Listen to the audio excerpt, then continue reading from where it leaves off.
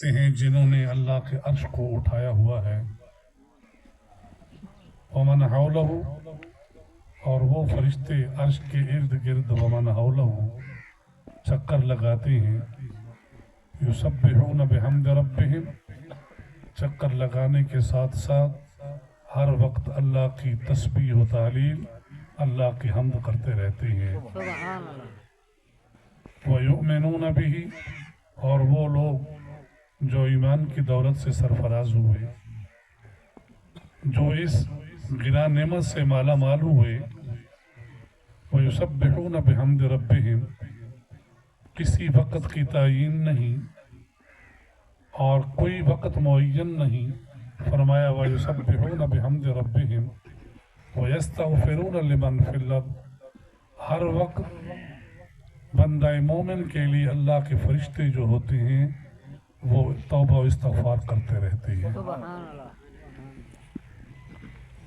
اے دوست، غریبان میں جھانک، اللہ نے کتنے انسان کو مقام و منصب سے نوازا ہے، کتنے مرتبے سے اللہ پاک نے انسان کو نوازا ہے کہ وہ فرشتے جو عرش کے ارد گرد چکر لگاتے ہیں، اور وہی فرشتے جو اللہ کی تسبیح و تعلیل بیان کرتے ہیں، وہی لوگ، وہی فرشتے اللہ کی پاکیزہ اور محفوظ مخلوق عرش پر رہ کر بھی بندہ مومن کے لیے ہر وقت توبہ و استغفار کرتے رہتے ہیں۔ سبحان اللہ۔ میرے خیال کے مطابق اگر اس پر تدبر کیا جائے، اگر اس پر فکر کی جائے، تو انسان کے مقام و منصب کے لیے بات جو ہے کم نہیں ہے۔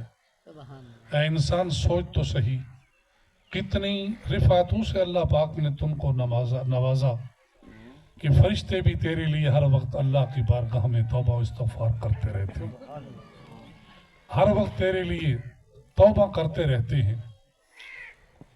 اور خصوصاً خاص کر یہ قلخانی جو تھی، یہ ایک مرحومہ کے حوالے سے، والدین کے حوالے سے اس لیے سوچ رہا تھا کہ کس موضوع پر گفتگو کی جائے، تو اس کے ساتھ ساتھ اللہ پاک نے ماں کو بھی بہت بڑا مقام اور منصب عطا کیا ہے۔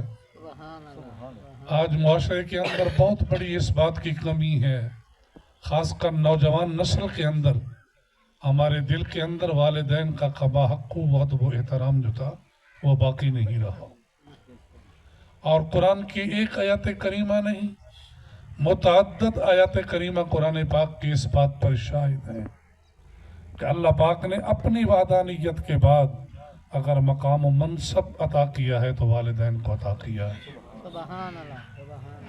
ذرا اس کا پس منظر دیکھیے، وَقَضَىٰ رَبُّكَ أَلَّا تَعْبُدُوا إِلَّا إِيَّاهُ وَبِالْوَالِدَيْنِ إِحْسَانًا، اور پھر حضرت ابو ہریرہ کی حدیث پاک جب ہماری نظروں سے گزرتی ہے تو حضرت ابو ہریرہ کیا فرماتے ہیں؟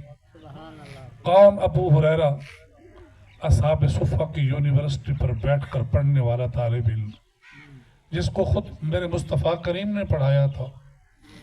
حضرت ابو ہریرہ فرماتے ہیں ایک شخص سرکار کی بارگاہ میں حاضر ہوتا، عرض کرتا ہے یا رسول اللہ صلی اللہ علیہ وسلم، میرے حسن سلوک کا، میرے اچھے اخلاق کا کون زیادہ حقدار ہے؟